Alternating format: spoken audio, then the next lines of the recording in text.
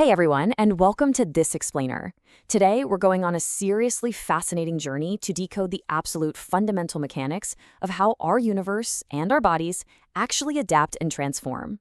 We're going to dive into an ancient Chinese philosophical and medical framework, but, and here's the fun part, we're going to view the whole thing through the lens of pure systems engineering.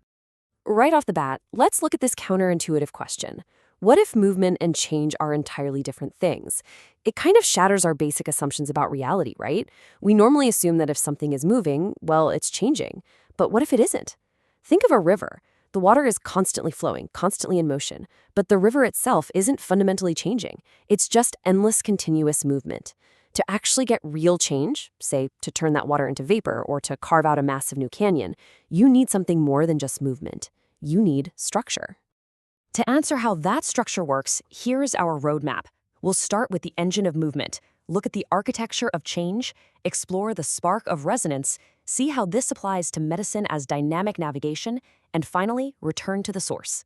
Starting with part 1, the engine of movement, moving from the void to tension.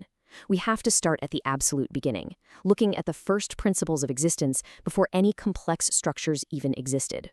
The sequence here is incredibly clean, almost like computer code. Before anything happens, there's just the Tao, right? The absolute, motionless source. But the Tao needs to express itself, and it does that through qi, which is the fundamental medium or, the field of reality. But qi on its own would just be this stagnant uniform cloud. So to actually get things going, it splits into yin and yang, and this creates tension. Yin is the tendency to drop, close, and settle. Yang is the tendency to rise, open, and expand. You suddenly have high pressure and low pressure. Boom. You've got an engine. And this brilliantly highlights the core problem we touched on earlier, yin and yang alone. They just give us endless flow. They give us the push and the pull. But if we only had yin and yang, the universe would honestly just be a giant aimless washing machine, just water swishing back and forth forever. To get the structure necessary to create actual qualitative change, where something mutates into something entirely new, we need that framework on the right. We absolutely need the 3 yin and 3 yang. Which brings us to section 2, the architecture of change and how we build that framework. Because if yin and yang are constantly moving, why doesn't everything change all the time? Here is the crucial takeaway. These concepts, the 3 yin and 3 yang, they are not just some ancient list of anatomy parts, and they aren't just a way to categorize things after the fact. They are the dynamic map. They are the literal architectural terrain that forces energy to mutate. They're the prerequisite rules that allow the raw, chaotic energy of yin and yang to actually build a universe or a cell or your body. Without these 3 specific conditions, energy just flows aimlessly. It never creates anything new. First, you need a gradient. Think of this as a potential difference, like a steep hill, that forces energy to flow in a very specific direction. Second, you need an interface, the actual doors and windows where the inside meets the outside and contact happens. And third, you need a pivot. This is the mechanical hinge, the turning mechanism that allows one state to smoothly transition into another without completely breaking the system. These 3 elements working together, that's what turns chaotic movement into a highly engineered factory of change. Moving into section 3, the spark of resonance, or how we actually ignite this system. We've got the engine and we've got the gears. Now we need the ignition sequence to finally set it all into motion. And that ignition sequence is called resonance. Now, scratch any mystical ideas you might have about that word. In this context, resonance is a fascinating, highly logical, almost computational stimulus and feedback loop. Think of 2 tuning forks. When you strike one, the other vibrates, but only if it shares the exact same frequency, right? Well, when the external rhythms of the universe hit the internal structure of a system at just the right frequency, the system unlocks. It takes a massive leap. This is exactly what the source material calls a qi transformation. When you break down the mechanics, you can really see how it builds. When the internal and external frequencies perfectly match, the dormant structure wakes up and reality actually happens.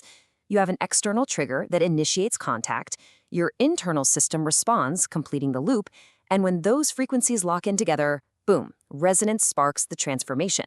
A seed sprouts, a cloud bursts into rain, or, in the case of our bodies, a complex metabolic process fires up. Let's apply this in section 4, medicine as dynamic navigation, taking a look at Zhang Zhongjiang's map. This brings us from cosmic philosophy directly down to human biology.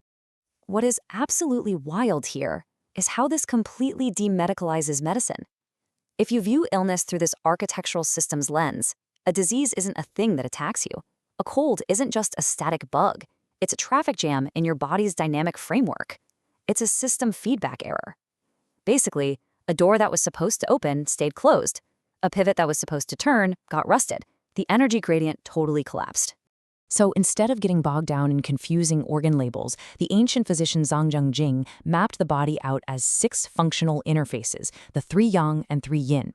Think of them as pure system states. Taiyang is your outer shield, the first barrier opening to the world. If a pathogen pushes past that, your body might trigger Yangming, compressing and heating up to literally burn it out.